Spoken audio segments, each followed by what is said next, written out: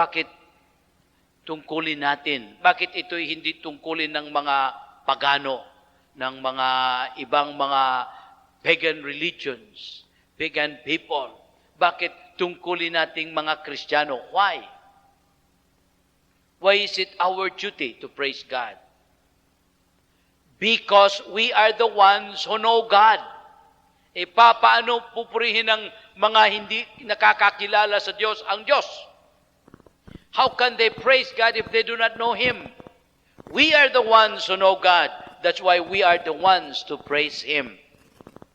At ito po ay sinabi doon sa Ephesians chapter 1, verse 11 to 14. Yan. Sulat sa taga-Efeso. In the epistle to the Ephesians, the Word of God tells us that we are to praise the Lord.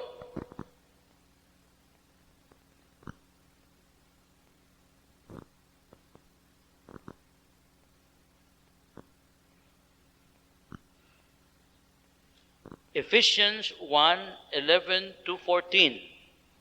Yun. In Him we were chosen. Isipin mo yan. In Him we were chosen. Sino yung Him na yan? That is Jesus. In Jesus we were chosen, for in the decree of God, who administers everything according to His will and counsel, we were predestined to praise His glory. Sabi ni San Pablo, kaming mga Hudyo, kaming mga Israelitas, he says, we were predestined to praise His glory. We. Pero he continues in the same scripture. In verse 13, it says, in Him, you too were chosen. Sino yung you dyan? Kasama na kayo dyan? Sigurado kayo? Yes. Itong you ay lahat ng naniniwala kay Kristo. All the followers of Jesus, all those who know God, all those who accept God, all those who accept Jesus. Yan. In Him, in Jesus, you too were chosen when you heard the glad tidings of salvation, the word of truth, and believed in it. You were sealed with the Holy Spirit who had been promised. He is the pledge of our inheritance, the first payment against the full redemption of a people God has made His own to praise His glory. A people God has made His own to praise His glory. We are a people. Tayo ang mga tao na ginawa ng Diyos na Kanyang sariling mga tao upang purihin ang Kanyang kaluwalhatian. So, ibig sabihin, maliwanag mga kapatid, ang layunin ng Diyos nung tayo ginawa niya na Kanyang katauhan, ang layunin niya ay upang purihin natin ang Kanyang kaluwalhatian.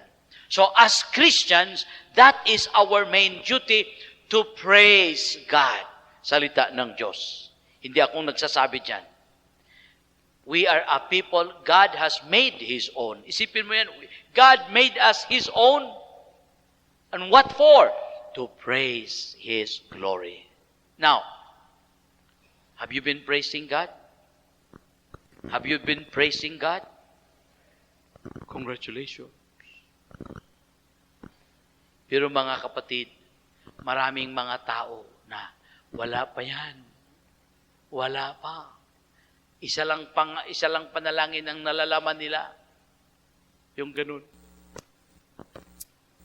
Every time they pray, pag nagdasal yan, Panginoon, wala na kaming pera po. Panginoon, marami kaming utang. Panginoon, malaking problema po. Yan. We only pray to God when we need Him, when we are in trouble. Yan. We only pray the prayer of petition. But as Christians, we are supposed to praise God. By the way, what does that mean to praise? To praise God. Ano ibig sabihin ng to praise? Pagpupuri sa Tagalog. Ano ibig sabihin dyan? When you praise somebody, what do you do? Anong ginagawa nyo pag pinupuri nyo isang tao? Sabihin mo, alis ka dyan, pangit mo. Praising ba yan? Do you praise the person that way? So what is praise then? Huh? Good things. You say good things about the person. Halimbawa, sasabihin mo isang tao na mukhang unggoy. Ang ganda-ganda mo. Ikaw ang pinakamagandang babaeng nakita ko sa buong mundo. Pero mukhang unggoy yan. Is that praising? So what is praising? Kung hindi praising yan, hindi papuri yan, hindi pagpupuri yan, what is it? What is to praise, therefore? Oo nga, ano ba yung pagpupuri yan? Brothers and sisters, let me just continue. To praise is to acknowledge the truths that is in the person we are praising. So praise is an acknowledgement of the truths. Ang pagpupuri ay yung pagkikilala sa mga katotohanan dun sa taong pinupuri natin. So, you acknowledge the truth. Kinikilala natin ang katotohanan. Kaya pag ang tao ay mukhang unggoy at sinabi mo, ang ganda-ganda mo, hindi na yan papuri. Hindi na yan pagpupuri. Ano yan? Insulto na yan. Bakit? Sobra naman. Alam naman niya, hindi siya maganda. Ang ganda-ganda mo, ikaw ang pinakamaganda. That's an insult already. Yung taong bubong-bubo at sabihin mo, ang tali-talino mo talaga. Ang galing mo. That's already an insult. You see, it's not the truth. But when you say the truth, that is praise. Halimbawa, yung isang tao talagang matalino, ang talino mo. Yan. Isang taong mabait, ang bait-bait mo. Yan. Isang babaeng maganda, ang ganda-ganda mo. Talaga. That's praise. When you acknowledge the truth in the person, that's praise. See? So, praising is only the truth. When you say more than the truth, it is not praising anymore. It can be something else but not praising. Halimbawa, if it is above the truth, it could be flattery. Yan. Pina-flatter mo lang yung tao. Flattery. See? Binubula mong tao. You see? Now, as Christians, we are supposed to praise God. Ibig sabihin, tungkulin natin na kilalanin natin ang lahat ng mga katotohanan sa Diyos. Halimbawa, God is powerful. Is God powerful? Then, dapat kilalanin natin yan. Sabihin natin, wag tayong tumahimik dyan. God is powerful. Say it to the world. Say it to everybody. God is a powerful God. Is God loving? Say it to the whole world. God is a loving God. Lord, you are so good. Lord, you are so loving. Lord God, you are so great. You are so powerful. That's praising. So we acknowledge. Now, brothers and sisters, praising is pleasing to the person we are praising. Isn't it? Praising is pleasing. Halimbawa, I will keep telling you your good points. How would you like that? Aba, masarap, di ba? Pag sabihin ko, ang ganda mo. Ganun ba? Hindi nga ako nakapangilamos eh. Pero sa loob-loob mo, ang gandang pakiramdam mo, di ba? Gumanda daw ako eh. Yan, titingin na yun sa salamin. Talaga ba? You like it. And then, next time, yung tao na yan, he will see you, sasabihin na naman, another praise na naman. Bang ganda ng damit mo ngayon eh. Bagay na bagay sa'yo. Ganoon ba? Saan mo ba napano yan? Ganda talaga eh. Ganoon ba? Hindi nga ito na plancha pa eh. Hindi nga ito na plancha pa eh. Pero sa loob-loob niya, masarap ang pakiramdam niya. Di ba? Yun. At pag itong taong palaging nagpupuri sa iyo, may mga pangangailangan, sasabihin, naubusan ako ng pera. Pwede ba? Pahiram lang. 20 pesos lang, pwede ba? Bakit 20? Bakit? Natutuwa ka. Yan. You're so pleased with a person and you become so easy for that person to give favors. See? Effect of praising. Praise makes us pleasing to the person we are praising. Kaya mga kapatid, how much, when we praise God, when we appreciate God, definitely God will be happy. See? Because we cannot praise Him enough. At huwag mong sabihin, binubula mo lang ang Diyos. Paano natin mabubula ang Diyos? Yung lahat ng sinasabi natin ay kulang pa nga eh. Sasabihin mo, Lord, you are so powerful. That's not enough. God is not only powerful, He is power Himself. Yun. God, you are so good. That's not enough. God is not only good, He is goodness Himself. Siyang siyang pinanggalingan sa lahat ng kabutihan. Yan. Lord, how kind you are. Kulang pa yan. God is not only kind, He is kindness Himself. Yun. Kaya, we cannot praise God enough, but we must praise Him because it is our duty to acknowledge the truths in God. And praising is simple act of politeness. Praising is an act of politeness. Because that's normal. If somebody gives you something, what do? Do you just grab it and you go? What do? When somebody gives you something, you accept it and you say, thank you. How good you are. You're so kind. Yun. That's praising. You accept it and you acknowledge it. Suppose yung taong binibigyan mo, ganun lang, he will just grab it and go. How would you feel? Sasama ang loob mo. Baka sasabihin mo, this is the last time I'll ever give that man. This is the last time. Why? Sama-sama ng loob mo dahil wala namang maski tumingin na lang sana. Wala. Ginanon na lang yung binigay mo. Takbo, lakad. Sana tumingin na lang. Maski ganoon na lang. Tama na yun. Di ba? Kaysa, ganun lang eh. That is impolite. Praising is an act of politeness. God deserves our praises, correct?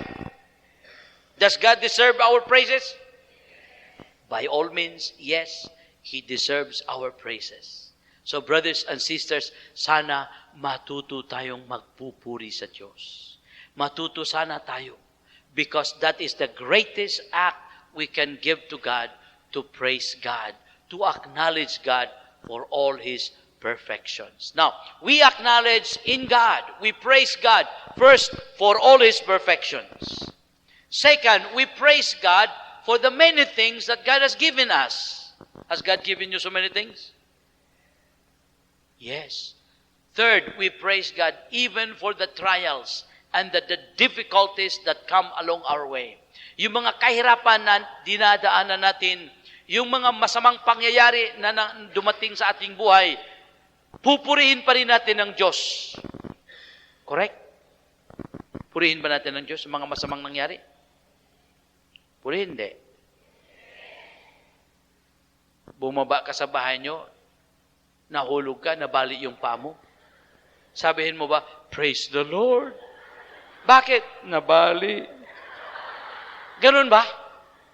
Do you praise God even yung nabali, maski nabali ng paa mo? Yes or no? Sira talaga ito mga charismatic. Kaya ayaw ko nang mag-charismatic. Ito mga charismatic talaga, sira ulo eh. Isipin mo yan, nabali ng paa, praise the Lord pa rin. Talaga. Mga kapatid, sa totoo, yes. Purihin natin ang Diyos. Hindi dahil sa masamang nangyari. Purihin natin siya sapagkat walang nangyayari alang-alang sa ating kabutihan. Pag tayo'y nagmamahal sa Diyos, naniniwala tayo sa salita. Live in the Word of God, Romans 8:28, which says, everything works for good to those who love God. Works for good to those who love God. Do you love God? Well, whatever happens to you, they will work for your own. Moment, we may not understand it. But another thing, nothing happens by accident. Do you believe that? By accident. Anything that happens, happened because God allowed it to happen. And if it happened, God must have a purpose in allowing it. Correct? God allowed it to happen. He must have a purpose in allowing it. At the moment it happened, you may not realize it, but later on, sasabihin mo, salamat na lang yung nangyari na yan. Talagang yun. Pinapayagan ng Diyos dahil meron siyang mensahe para sa akin. Yan. Halimbawa, yung nabali ang paa, bakit pinayagan ng Diyos na mabali ang paa mo? Dahil alam niyang puso nyo. You want to come closer to God. You want to be able to pray and communicate with God. Pero alam mo naman ang buhay, marami kang ginagawa, takbo ng takbo rito, takbo doon, takbo dyan. Yan, wala kang panahon. So, hindi ka makapagdasal, hindi ka makapagbasa ng salita ng Diyos, hindi ka na nga makapagsimba. Yun. So, isang beses, mayroong sirang ulo, tinulak ka, nung kayo bumaba sa hagdanan, tinulak kayo, gumulong kayo at nabali yung paa mo. Yun. Sirang ulo yun. Ang Diyos bang nanulak sa inyo? No. Ang Diyos ay hindi nanunulak. At ang Diyos ay hindi namamali ng paa. Pero hindi hininto ng Diyos ang lukulukong tao. Tinulak ka, hindi ka naman ginanon ng Diyos, pinayagan ka lang gumulong, nabali yung paa mo. Yan, na-hospital ka ngayon. Bali ang paa. Walang magagawa, hindi ka na makakalakad. So, nandun ka lang sa kama. So, anong gagawin ngayon? Nakakapagod naman, tulog ka lang ng tulog. So, yan. Umpisa ka ng nananalangin, dadasal. Wala akong magagawa dito, Diyos. Hindi naman ako makakalakad. Maawa ka na lang sa akin, Lord. Natuto kang magdasal.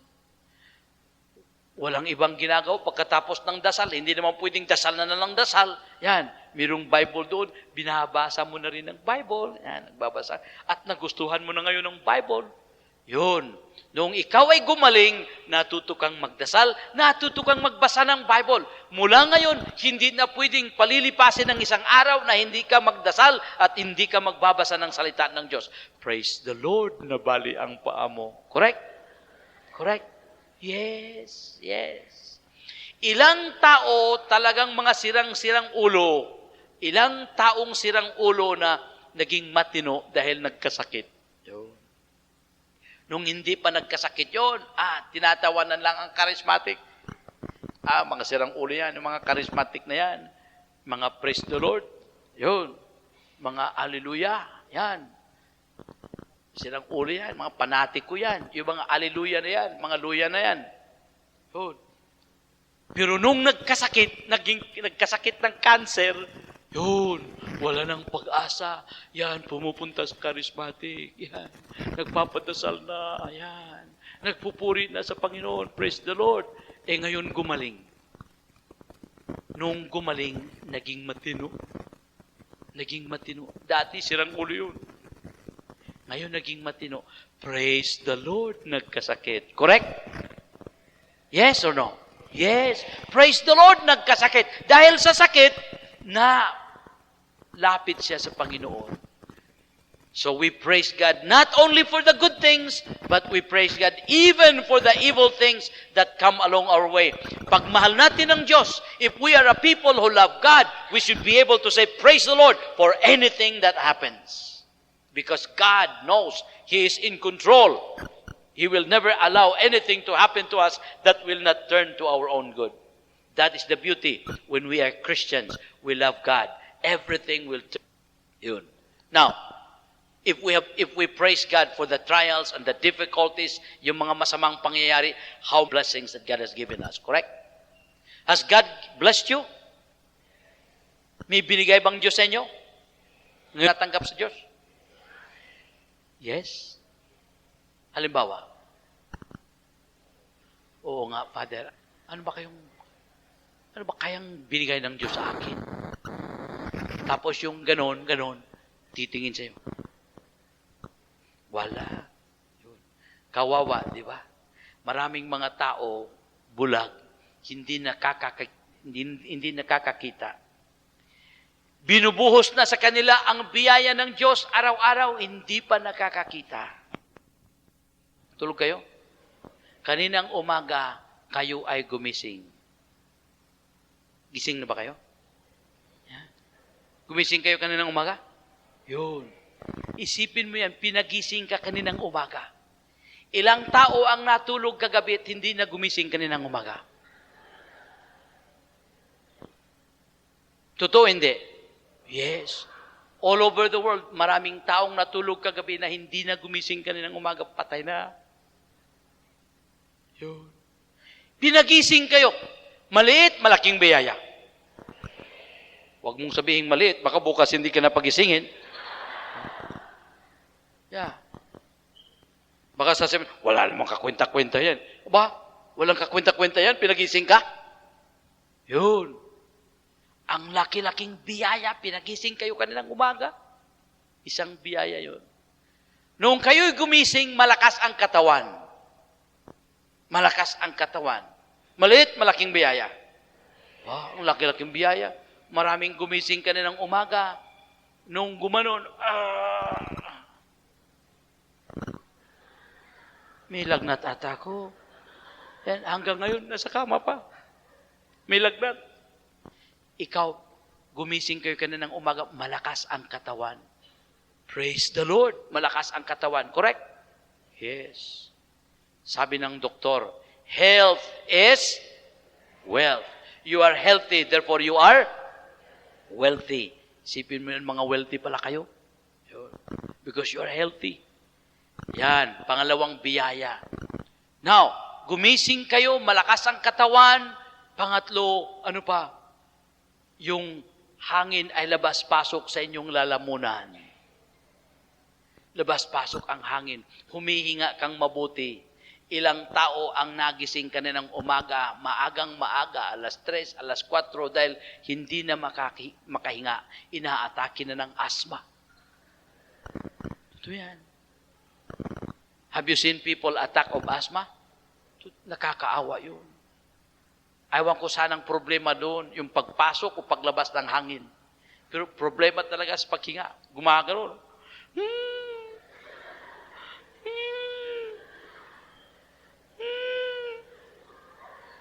Totoo yan. Hey, tayo naman, gumising tayo kaninang umaga. Labas-pasok ang hangin sa ating lalamunan. Correct? Maliit, malaking biyaya. Huwag mong sabihin maliit. Baka bukas. Yun. Ang laki-laking biyaya. Pero hindi natin pinapansin. Di ba? Hindi natin pinapansin. Hindi tayo nagpapasalamat. Yun. At hindi lang yung labas-pasok ang hangin. Ang paghinga, mga kapatid, ay dalawang biyaya ito. Dalawang biyaya. Isang biyaya yung pagpasok ng hangin, pangalawang biyaya yung paglabas ng hangin. Halimbawa, yung hangin na pumapasok, hindi na makakalabas. Anong mangyari sa inyo? Anong mangyari sa inyo? Yun. Puputok ka. Di ba? Yun. Magpapasalamat tayo na yung hangin na pumapasok ay lumalabas pa. Yun. Mula kaninang umaga hanggang ngayon, ilang beses na kayong huminga? Mabilang mo ba? Masisirang ulo mo pag bibilangin mo yan. Sa dami. Katakot-takot na paghinga. Mula kaninang umaga, ang dami-daming paghinga natin.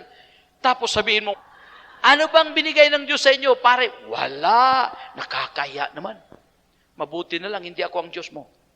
Ang Diyos mo, ayaw ko, tagal ka ng ano. Isipin mo yan. Kaya ang taong hindi nagpapasalamat sa Diyos, ang taong hindi nagpupuri sa Diyos ay talagang ayaw ko, paano natin tawagin yan? Walang, ayaw ko, hindi ko nasasabihin. Kayo nang bahala. Walang kakwenta-kwentang tao, di ba? Papasalamat. Isipin mo, kagigising lang natin, hindi na natin mabibilang yung mga biyaya. Nakakaligo kayo, nakapanghilamos, may tubig tayo. Isipin mo yan, pag walang tubig, mangangamoy tayong lahat dito. Mahirapan tayong mag-seminar dito. Nangangamoy yung katabi ko. Pero salamat na lang, may tubig, mabango tayo. Di ba? Ang sarap, no? Yun. So, isipin mo yan. Biyaya, may tubig, nakakaligo, nakapanghilamos, yan, nakakainom tayo. Yun, nakakainom tayo ng tubig. Sa ibang lugar, walang tubig. Punta kang Saudi Arabia, ang tubig, ang Coca-Cola ay mas mura pa kaysa tubig. Mas mahal pang tubig kaysa Coca-Cola. Pero hindi naman pwedeng maliligo ka sa Coca-Cola. Hindi ka ma-refresh dyan. Tubig talagang kailangan natin. Di ba? Yun. So, it's a blessing. It's a blessing. The whole day na kumakain tayo. Yun. Di ba? Kumakain tayo 3 beses, 5 beses yung iba. Mayroon pang 7 beses kumakain. Yun. Wala nang tigil yung pagkain. Isipin mo yan, kumakain tayo, mayroon tayong kakainin, at mayroon pang ganang kumain. Di ba? Yung pagkain, yung mayroong kakainin, yung ganang kumain, mga biyaya yun eh. Pwede kayong bumili ng pagkain, pwede kayong bumili ng maraming klaseng pagkain, pero yung gana, hindi mo mabibili. Mayroon bang gana sa pagkain dyan na binibenta? Wala. Masking sangsulo ka pupunta, walang gana na binibenta. Yung gana ay biyaya ng Diyos. Yung gana sa pagkain ay gift of God yan. Maraming mga milyonaryo, butot balat, walang gana. Tumitingin lang sa lamisa.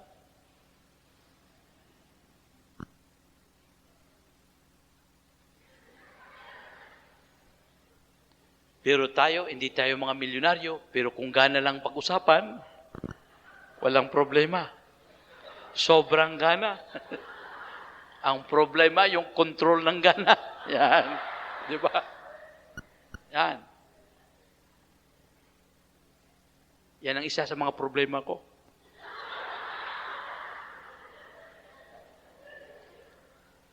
Maliwanag naman, no?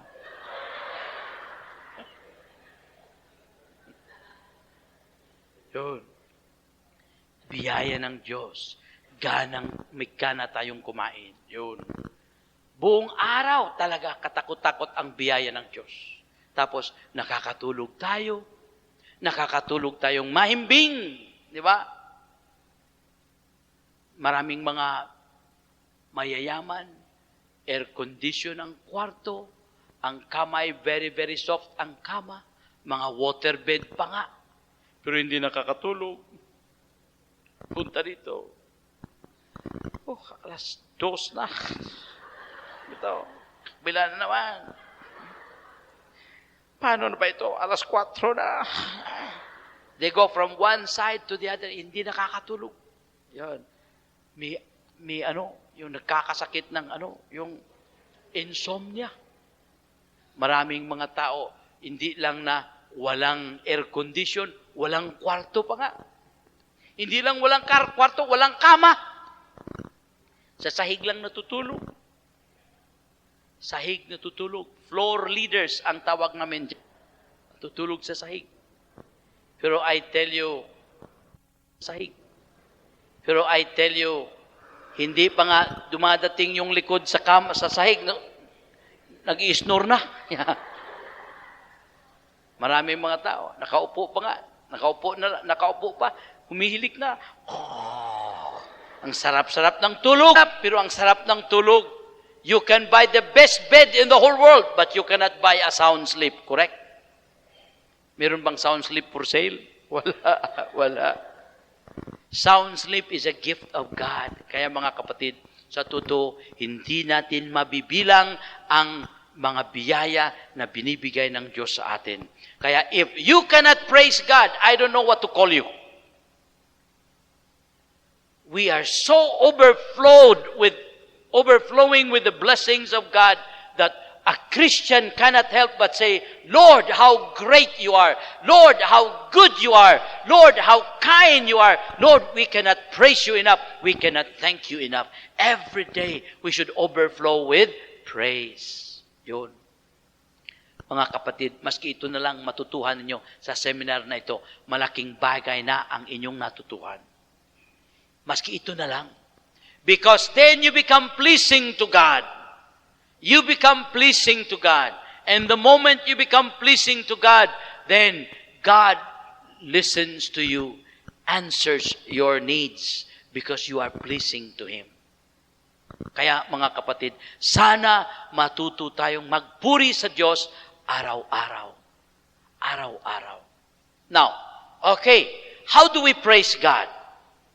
Okay, we have to praise God. Now, question, how? Paano tayo magpuri sa Diyos? The most ordinary way of praising is by speaking out our praises. Di ba? Yan ang pinaka-ordinary. Ang ganda mo, ang bait mo. Yan. This is the ordinary way of praising. The Bible tells us we must praise God and by speaking out our praises. If you go to the book of Psalms, in the book of Psalms, we are told that God wants us to praise Him. And God is pleased with our praises. Psalm 63.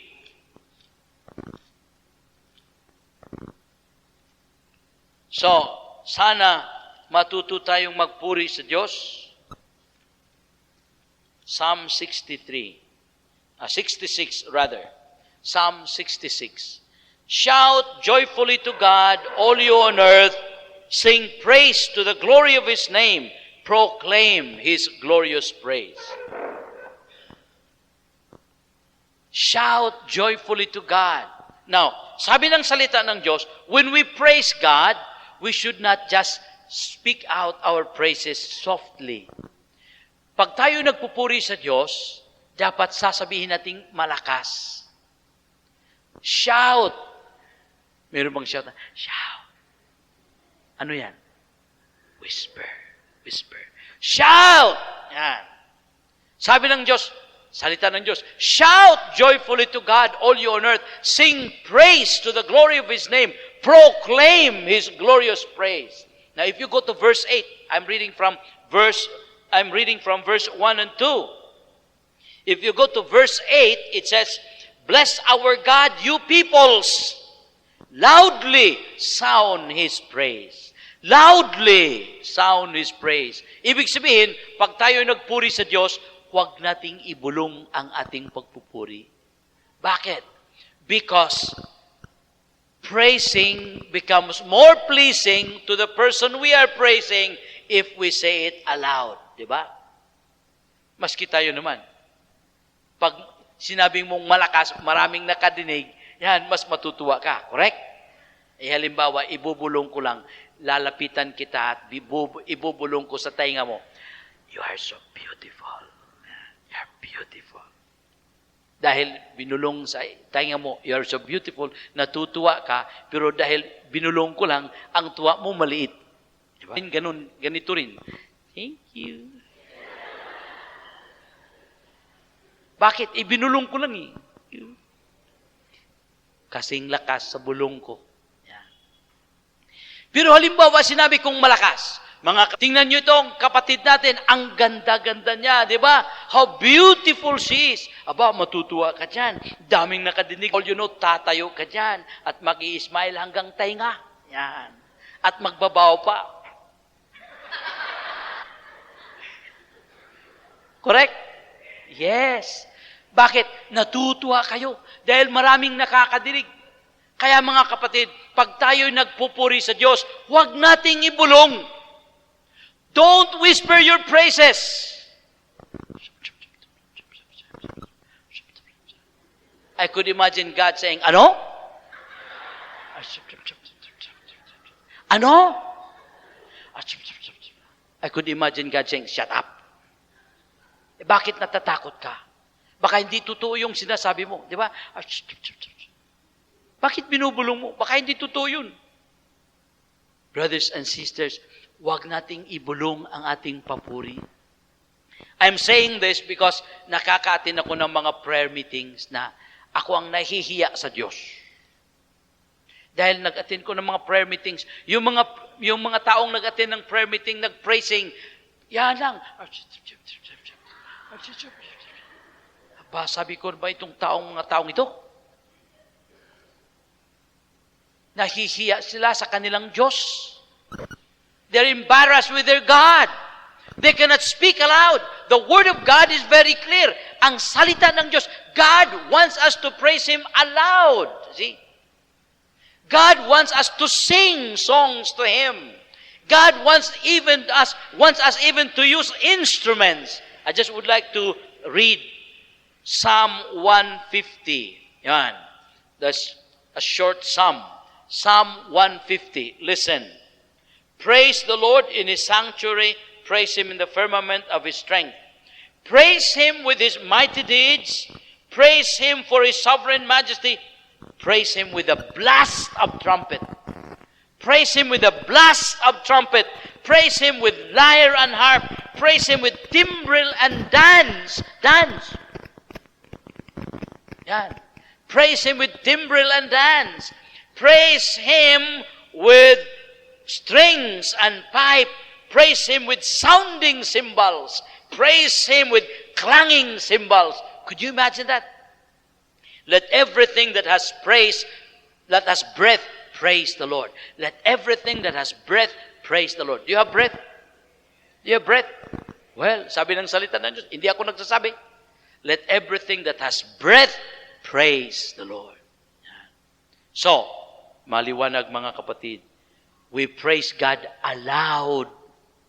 Pag hindi mo sinasabing malakas, kinahihiya mo ang Diyos. Diba? At sabi ni Jesus, ang sinumang nahihiya sa akin sa harap ng mga katauhan, ay ikakahiya ko rin siya sa harap ng aking Ama at mga angeles at mga santo sa langit. Whoever is ashamed of me before men, I will be ashamed of him before my Father in heaven and the angels. Sipin mo yan, if Jesus will be ashamed of you before His Father, He will be ashamed of you before the angels because you are ashamed of Him. Yun. Yan ang reason na ang mga taong nagpupuri, binubulong lang. They are embarrassed to be known as Christians. They are embarrassed to be seen praising God. They are embarrassed to be seen, to be heard talking to God. Yan. Katulad yung mga taong nasa mga restaurant, pag kumakain. Sa bahay, nagdadasal yan before meals. Pero pag nasa restaurant, maraming mga tao, wala, gumagano.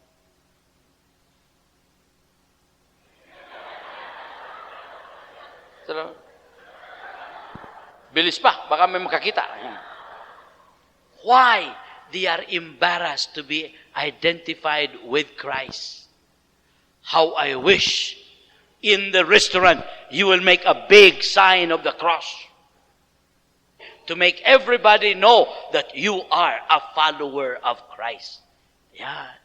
That's praising. When you make in the restaurants, when you are eating, before eating, you are praising God definitely. Yun. Kaya mga wala nang ganun. Tumitingin pa. See? Kakaya, no? So, as Christians, we have to praise God aloud. We praise God by singing. At itong singing, mga kapatid, dalawang klaseng singing. Singing songs and singing in the Spirit. Anong diferensya dyan? Well, we know songs. Singing songs means the songs that we know, we sing to God, like we have been singing songs here. Now, singing in the Spirit is you are talking to God, you're praising God in your own language or in the language of the Spirit, but you put music into what you are saying. Yun. Imbes sasabihin mo, I praise you, Lord, I worship you. You're a great God. You're a powerful God. Thank you, Lord. Glory to your name. Imbes sabihin mo lang ganun, lagyan mo ng tono. I praise you, Lord. I glorify you. You are a mighty God. You are a great God. Thank you, Lord. You are my Father. You are my God. You are my provider.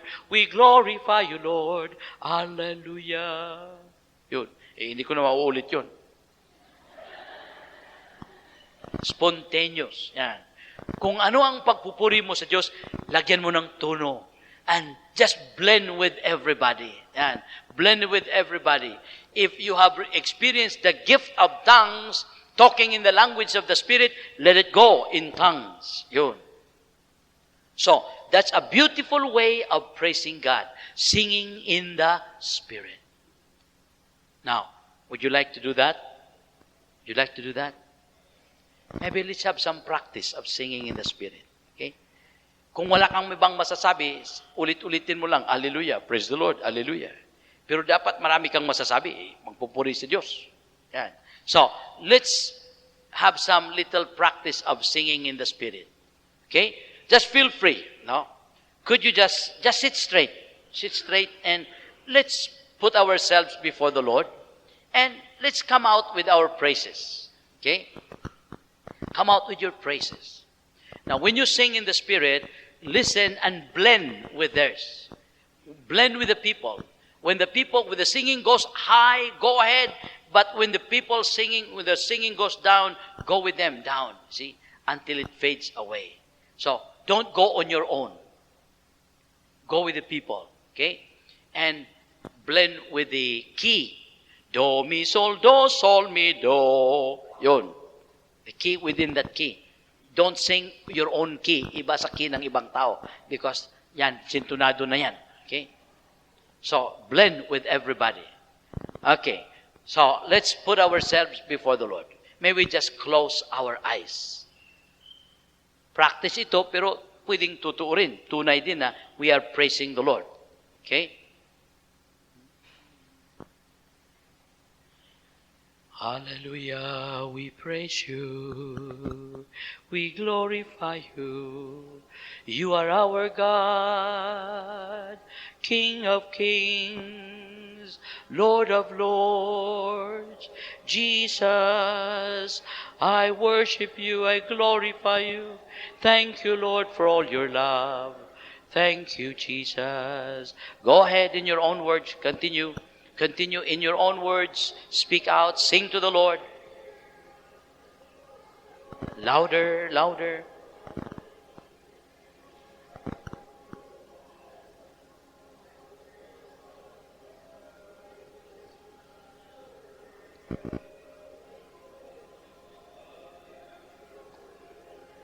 Praise Jesus. We worship you. We glorify you.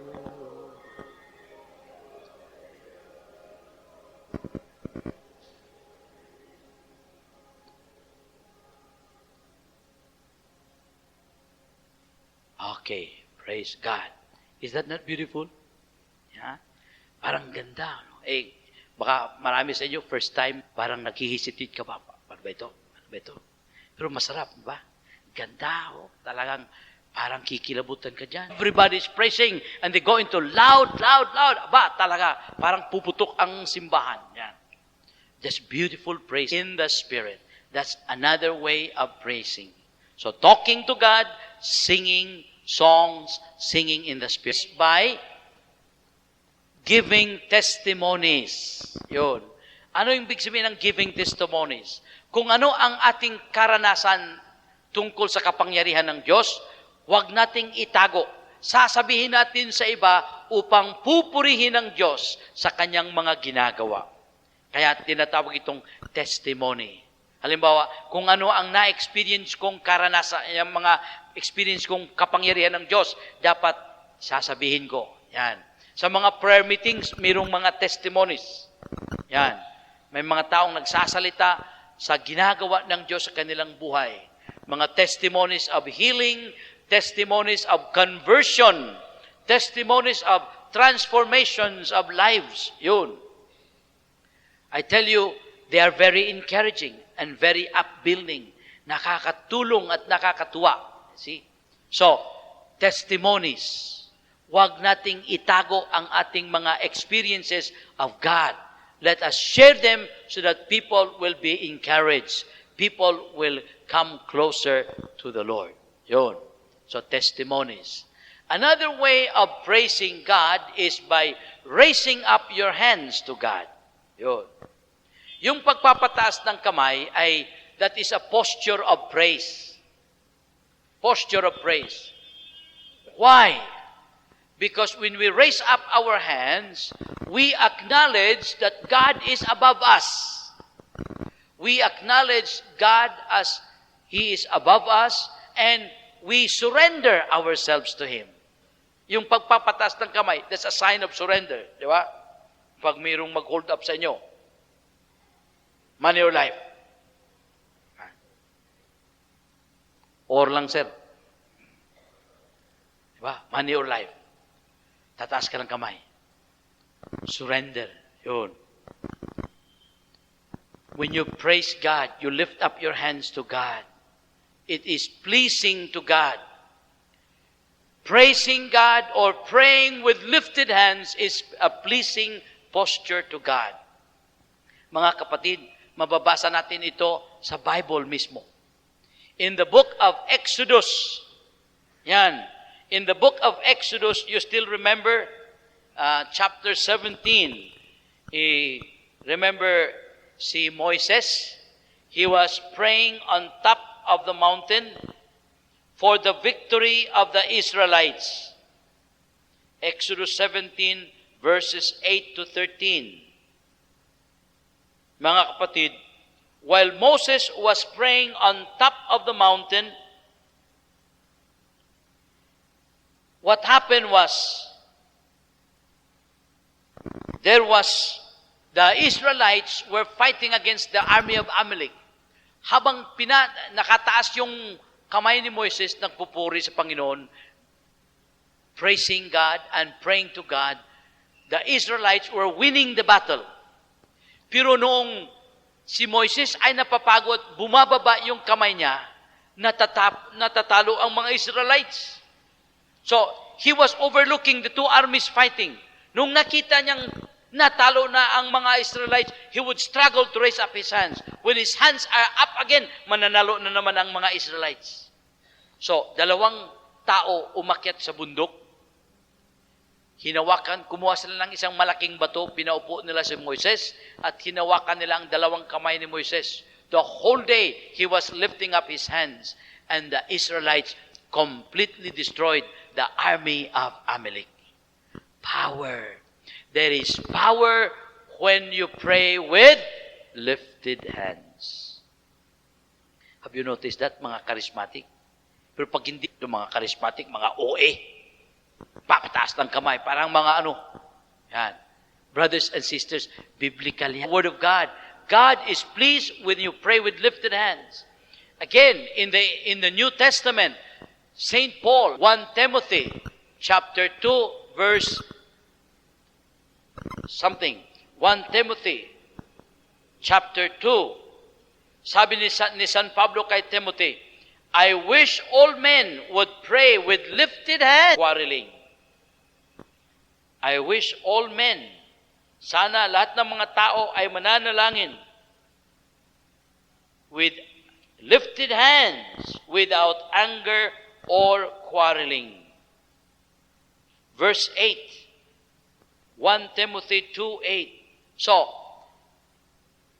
the Word of God is very clear. God is pleased when we pray with lifted hands. Kaya in-encourage kayong mananalangin na magpataas ng kamay. Na sana hindi nasasabihin sa inyo, dapat maging automatic yan at parang magsanay tayong manalangin, magpapataas ng kamay. Lord, you're a great God. Kaya sa charismatic renewal, pag nag-praising, nagpapatas ng kamay yan because it is pleasing to God. Hindi lang yan. Do you know na yung pagpataas ng kamay, official posture of prayer yan? Tayong mga Katoliko, anong pinaka-official na panalangin ng ating simbahan? Ang Misa, the Holy Mass. Sa Misa, sinong pinaka-official? Ang celebrant. Ang pari. Anong ginagawa ng pari pag nanalangin? Meron bang paring nagmisa na ginaganon? Manalangin tayo. Meron ba? Wala. Pag ang pari nananalangin, nagpapatas ng kami, manalangin tayo. Hindi ganoon. You see, sa simbahan natin, maliwanag, ang pagpapatas ng kamay is an official posture of prayer. In the early days, hindi lang pari ang nagpapatas ng kamay. If you study history, lahat ng tao nagpapatas. Hindi hininaan nila ang kanilang mga prayers. Hindi na yung sigawan. Wala na yun dahil nagtatago na sila sa catacombs. So, eto, praying with lifted hands, ini-encourage kayo. So, ba't kailangan maintindihan natin? Hindi pwedeng ipuwersa mo lang sa mga tao. Pag uwi mo sa bahay, mga anak, patas kamay. Bakit, daddy? Walang magtanong, patas ng kamay. Mahirap yun. Dapat explain natin ang kahulugan. At mga kapatid, huwag naman din tayong maging panatiko. Yung pagpapataas ng kamay, maganda yun. Pero sa tamang lugar, sa tamang panahon, hindi naman maski saan ka lang magpapataas ng kamay. Nakakatakot din yan. Use your head. Use your head. Correct? Huwag maging panatiko. Dahil dyan, maraming na-turn off sa charismatic. Pati mga pari na-turn off sa charismatic. Dahil nung unang panahon, yung mga bagong charismatic talagang excited na excited. Nag-attend ng misa. Pagpunta sa simbahan, kakaumpisa lang misa. Sabi ng pari, sa ngalan ng Ama at ng Anak, Espiritu Santo, Amen. Yan. Nagbabandira na yung mga kamay. Natatakot na yung pari. Sino yung mga tao na yun? Papatas ng kamay. Especially nasa harap, nagkakaroon. Hindi lang yan. Buong misa yan. Upo, tayo. Yan, Lord, nagpatas ng kamay. Pati nangungumunyon. Nagpipila sa komunyon, gano'n.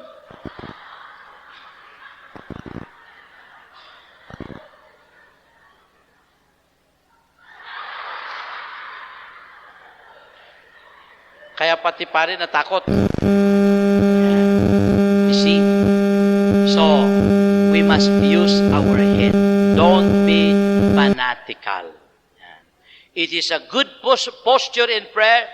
God is pleased with it, but you must use it accordingly. In the right time, yun. So sana, no? Praising God with our lifted hands. Mga kapatid, by clapping our hands. Di ba? Pag may nag-perform at natutuwa tayo, pumapalakpak tayo. Why can't pak sa Diyos? Correct? Yun. We can also clap our hands for the Lord. To the Lord. But, wag namang, see, again, use your head. It has its own time. There's a time for clapping, there's a time for raising of hand, palakpak na lang, palakpak. Yun. So, different ways of praising God. Now, dancing also. Kaya we cannot despise people because that is biblical. Now, the highest form of praise man can give to God is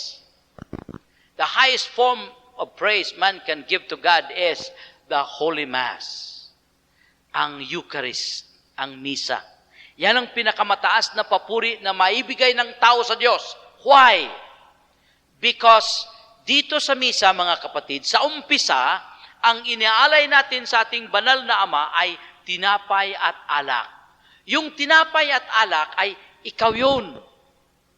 We offer to God ourselves in the form of bread and wine, which is food and drink, which is needed for life. You see? So we offer to God our own lives at the beginning of the Mass. Pero, somewhere along the way, as we offer to the Father ourselves, our lives, with all our weaknesses, somewhere along the way, pagdating ng panahon ng tinatawag na consecration, yung alay natin na tinapay at alak ay nawala sa kanilang pagkatinapay at alak at naging katawan at dugo ni Kristo.